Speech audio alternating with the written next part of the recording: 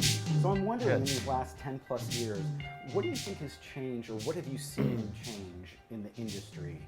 I mean, obviously there's been a lot of things, digital and stuff like that, but what's been positive about it? Gosh, you know, one of the best things for me is just moving to town when I did, was Nashville was still like, you know, every label had 3 imprints. Music Row, the 2 streets were just packed full of publishing houses and record labels, and all the studios were booked. You know, it was just a crazy time in Nashville. CDs were still selling through the roof.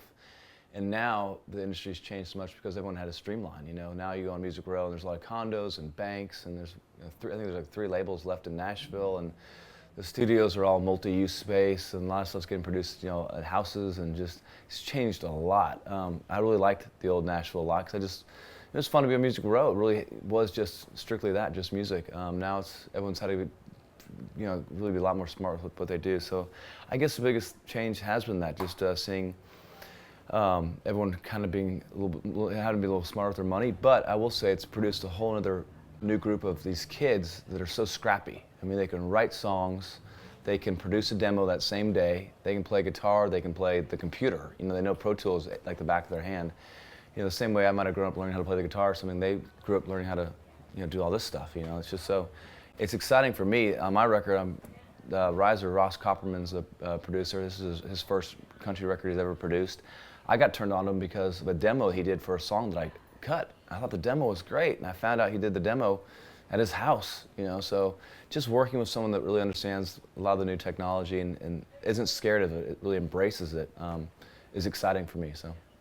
And what happens, because I was reading, you know, we know when an artist drops a single and, you know, it doesn't stick. Yeah. And I like the fact that you've been pretty vocal about that. You know, when you did the song that Casey Musgraves sang on. What happens around you and your people, and you know, you as an artist? Sure. And then you as a businessman too. You know, what goes on when you get those calls? No, I think there's times when someone puts a record out and it doesn't work, they try to kind of hide behind it. But I'm really proud of the fact we put Bourbon in Kentucky out. I knew it was going to stick out like a sore thumb. You know, in the middle of summertime radio, a lot of lighter stuff, and here Casey and I come with a song about, you know, there's not enough bourbon in Kentucky for me to get over you, and it's real dark chords. And but I do like, you know, going for stuff and trying things up and not being afraid of it failing. I mean, that's once your whole goal is to not fail, then you're going to be putting out some pretty stagnant music, I think. So it didn't work, which is fine. We just kind of pulled everything back, and I feel bad for the songwriters of that particular song. But for me, it allowed me to have an extra time to go into the studio. We pushed the album back, so I had an extra 3 months, and was able to go back in the studio and actually cut some songs that reflected how much fun I've been having on the road with Miranda Lambert. We've been on a co-headlining tour together, and I was having a great summer. My dad had passed away, so that's where Bourbon in Kentucky was kind of in that world. But here I just spent a whole year on the road with Miranda, having the best time, and a really cathartic tour, and I wanted those songs to kind of, and that feeling to make it onto the record, so I had a chance to go recut that with Ross and Reed Shippen, and it made the record more of a complete look of the last 2 years as opposed to just that one certain time frame in my life. So yeah, it was a great song. I still stand by it. We still do it live, but some songs work at radio and some don't. And I have no bad feelings towards anyone on that song. It just didn't work. I want to talk a little bit about some tracks like, you know, Here on Earth, and Sure. of course the title track. Yeah. You know, because those are the touching, poignant ones, I felt. And I try to put some of the songs back to back on purpose. You know, like after Here on Earth is such a heavy song. I think I backed it up with Drunk on a Plane or Back Porch or something a little lighter because it is such a heavy song. But yeah, you know, those songs stick out for me too. I like deeper music. You know, I love country music that really moves you at certain times. Certainly when I'm hanging out at a festival, I like hearing, you know, funner stuff. But Here on Earth was a song that it was obviously about my dad passing away. But there have been other events as well that really led to the writing in that, specifically the Sandy Hook school shooting. You know, my dad passed away. It's something I deal with all the time, but he was 88 years old, and you know, it's a sad thing, but at the same time, it's a lot of gratitude that he lived to be that long. That song just explores some really, you know, just thinking about people's being tested and their faith being tested in a really difficult way, and how do they deal with it? How do they deal with that struggle? And I don't think the answer is really answered in that, or the answer's not really found in the song. But I kind of like that it's open-ended like that. But on the flip side, you do have those tracks that, you know, a lot of people, you know you for, like the 5150, and you have, you know, like Drunk on a Plane, pretty girls, like that lyric is great, you know, and so you're giving fans that aspect. Yeah, too. I think the record, you know, I hope through the whole listen of the record it's inspiring. I mean, I think hopefully it's a hopeful record that's in, you know, Riser, the title of the record, the journey, hopefully by the end of the album process, you know, when you listen to it all, you feel inspired and but to get there, you kind of have to go down some dark roads first. You can't just have a whole record of uplifting songs. It just wouldn't have the impact. So yeah, there's some, I think we take the listener on some darker back roads, but in the end, Riser is a song that's going to make people feel good. I know I play it live, and I feel people, you know, really getting moved by that song. And then I offer up some songs like Drunk on a Plane and Pretty Girls Drinking Tall Boys. You know, these are songs that reflect who I am most of the time. You know, I like having fun, make people laugh, and being a positive person. And I'm on the road a lot, and I see a lot of girls up on shoulders drinking the tall boy beers. And you know, I try to get that stuff into our records because I want it to be a full look at who I am and who we are. I am as an artist and who we are as a band out there on the road.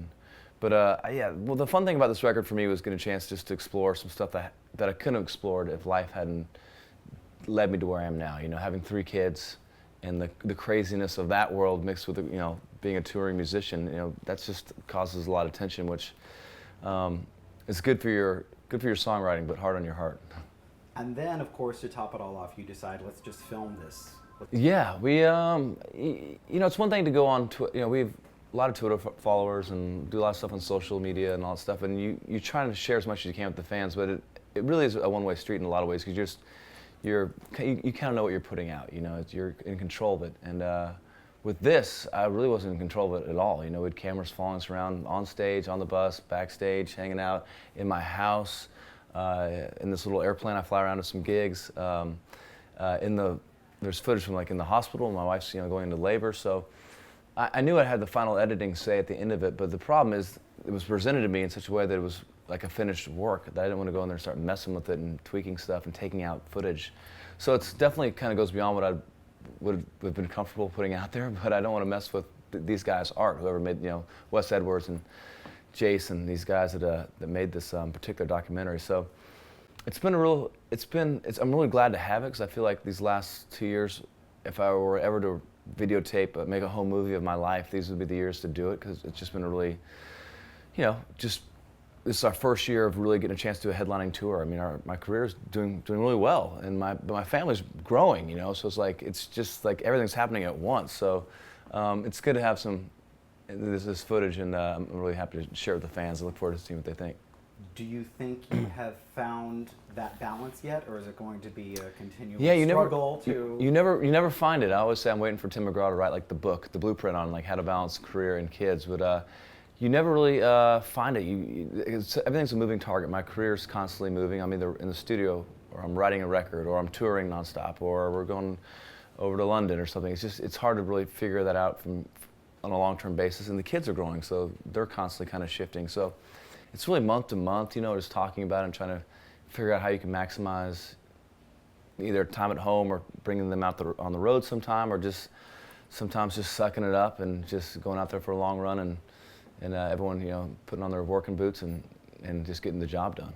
So I wouldn't trade any of it in the world, and I love that tension. I love the fact that it changes things up and creates that dynamic, because it'd be kind of, I don't know, I think that after 7 records, it would be really stale to keep writing about just old stuff or the old days or something. You know, I love that there's all this material to write from, even if it does involve things like losing my dad. And you get to grow as a person and as an artist and as a mature man. Yeah, you know, raising a family. Yeah, I mean, I think, you know, country music, when it's done right, has that tension. You know, right now it's going through certain phases. It always is going through different kind of phases, but the good stuff always has that, like, in country, I feel like there's the tension, whether it's in the song itself, a happy lyric with a lonesome melody, or just a twist in the lyrics, or an album that has both kinds of, you know, the whole range of life in that record. I think it's when country's at its best, it's doing that. So hopefully that's what this record's doing, and the way that that's achieved is just by living, you know, and going after it, and not living in a box on your bus, and not getting your hands dirty in life, because it's hard to relate to your fans if you're not out there going through some of the same struggles they are. did you and One Republic, did that Crossroads happen? It did, yeah. Okay, now I think it's airing next month. Yeah. So you taped it, it's in the can. Yes. What was that like? Give us some insight. It was so awesome, man. I'm a huge fan of One Republic. And you'd think, I've seen these other CMT Crossroads before, and you know, I can't tell how big of fans they are of each other's music, but I really am like a genuine big fan. I mean, I listen to the records a lot, and when this got presented to me, I was like, yeah, you know, that's the band I would want to do it with. And it's really great when you meet someone whose music you love. Like when I met Ryan Tedder, and he turns out to be just a really great guy. I mean, not only just to me, but to my band, and my band loves One Republic. Our bands were getting together. It was immediate friendship, and you know, he really has some Nashville ties. He started off in Nashville. He's got cousins that are the Clark family, then bluegrass roots, and so we communicated really well and became good friends. And just that whole week of learning. It's one thing to sing along to songs in your car or at the gym, but actually have to get your guitar out and kind of figure them out and see how our two voices were going to work together, because we sing in totally different places. You know, he can sing really high. And then, you know, it's kind of like putting on like a Broadway show almost. You know, you do all these rehearsals, or just a couple really, and then all of a sudden, boom, here's the fans are here, and we're gonna put these two styles of music together and see what happens. It was really, really fun, and it was kind of a big letdown when it was over, because we put so much work into it, and then it was over. But it was a career highlight for sure.